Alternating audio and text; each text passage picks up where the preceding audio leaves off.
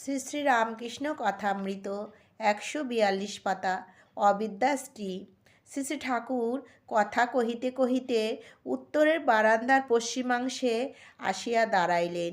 মণি কাছে দাঁড়াইয়া ঠাকুর বারবার বলিতেছেন, বিবেক বৈরাগ্য না হলে ভগবানকে পাওয়া যায় না।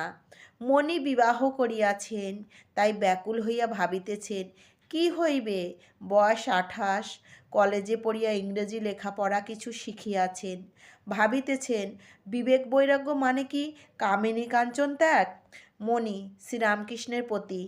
স্ত্রী যদি বলে আমায় দেখছো না, আমি আত্মহত্যা করব, তাহলে কি হবে? শ্রীরামকৃষ্ণ গম্ভীর স্বরে, অমন স্ত্রী ত্যাগ করবে যে ঈশ্বরের পথে বিঘ্ন করে। আত্মহত্যাই করুক আর যাই করুক, যে ঈশ্বরের পথে বিঘ্ন দেয় সে অবিদ্যা স্ত্রী। জয় ঠাকুর, জয় মা, জয় স্বামী।